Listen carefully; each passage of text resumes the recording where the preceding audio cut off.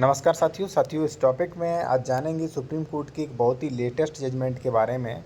जो जजमेंट दिया गया है वो दिया गया है Kamalkant versus additional collector and others के बारे में।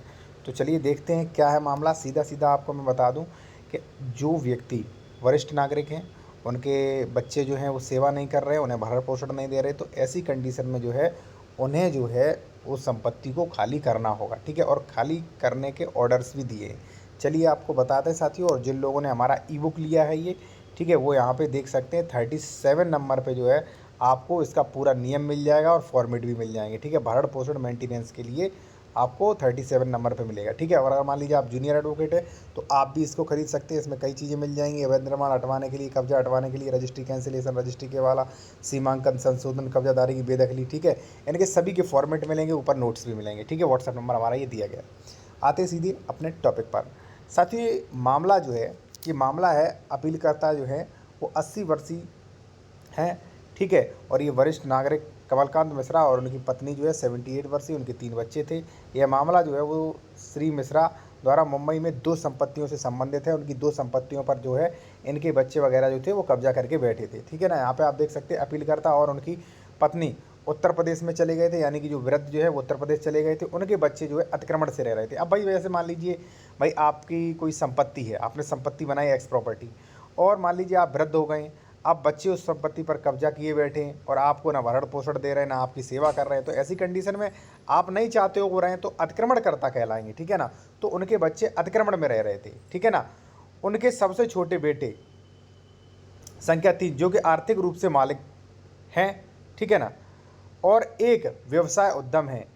वे बाद में दोनों को कब्जे में ले लिया, और उन्होंने दोनों को कब्जे में ले लिया, दोनों संपत्ति को कब्जे में ले लिया, और उनके माता पिता को उनका गुजारा भत्ता भी नहीं दिया। 12 जुलाई 2023 को श्री मिश्रा, जो भी मान लीजिए ये कमलकांत मिश्रा जो है, ठीक है ना, और उनकी पत्नी ने भरण पोषण और कल्याण अधिनियम, देखिए एक अधिनियम है भरण पोषण और कल्याण अधिनियम 2007 की धारा 22, 23, 24 के तहत जो है भरण पोषण जो है न्यायाधिकरण के लिए एक आवेदन पत्र जो है आवेदन दिया था। उन्होंने अपने बेटे से भरण पोषण और उक्त संपत्ति से बेदखली की मांग की थी।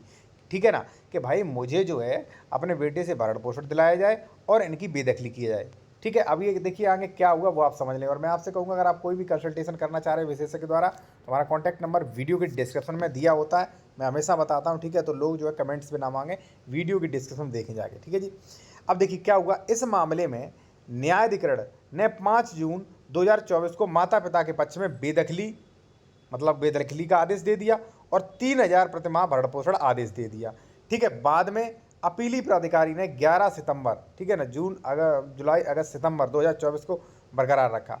हाईकोर्ट ने इन आदेशों में यह माना कि न्यायाधिकरण के पास बेटे के खिलाफ बेदखली आदेश देने का अधिकार नहीं था।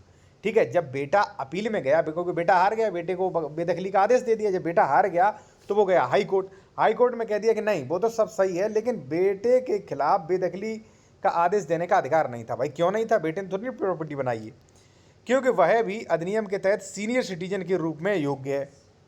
उन्होंने ये कहा भाई वो भी सीनियर सिटीजन है। ठीक है, अब देखिए ये मामला गया फिर सुप्रीम कोर्ट। हालांकि सुप्रीम कोर्ट ने यह माना या तर्क दिया कि कानूनी स्थिति को स्पष्ट करते हुए इनके जो फैसला सुनाया गया है यह निर्धारित करने के लिए कोई व्यक्ति सीनियर सिटीजन है या नहीं, ये प्रासंगिक तिथि वह है जिस दिन न्यायाधिकरण के समक्ष आवेदन दायर किया था।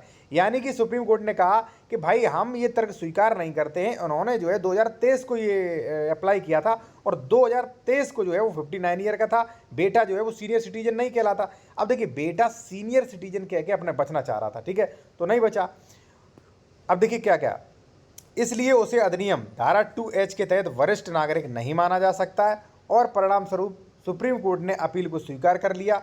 ठीक है, और हाईकोर्ट का फैसला रद्द कर दिया और बेटे द्वारा दायर रिट याचिका खारिज कर दी। खंडपीठ ने उसे, यानी कि बेटे को 30 नवंबर 2025 को, ठीक है ना, मैं आपसे कहूँगा अगर आप इसकी PDF लेना चाहते हैं तो कॉन्टैक्ट नंबर वीडियो को डिस्क्रिप्शन में मिल जाएगा हमारा। 30 नवंबर 2025 को या उससे पहले परिसर खाली करने का वचन देने के लिए 2 सप्ताह का समय दिया। ऐसा न करने पर न्यायाधिकरण के मूल आदेश पर तुरंत अमल किया जाएगा। यानी कि देखिए सुप्रीम कोर्ट से जो वृद्ध माता पिता थे उनकी जीत हुई, ठीक है।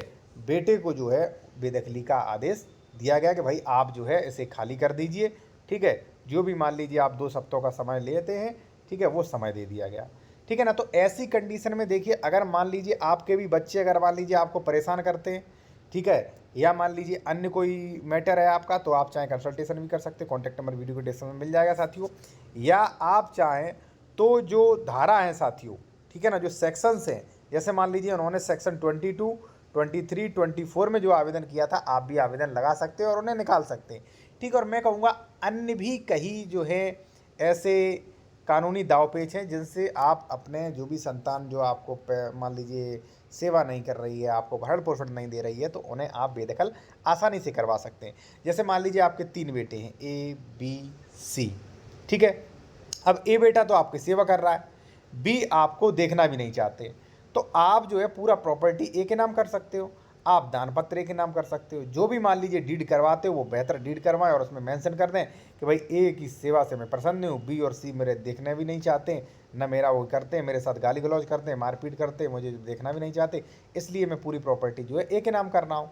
तो आप इस प्रकार से जब डीड बना देंगे ए के नाम, तो बी और सी वैसे भी बेदखल हो जाएंगे, ठीक है। या मान लीजिए ये सेक्शन दिए गए, इस अधिनियम के अकॉर्डिंग आप इनसे कार्रवाई कर सकते हैं साथियों, ठीक है।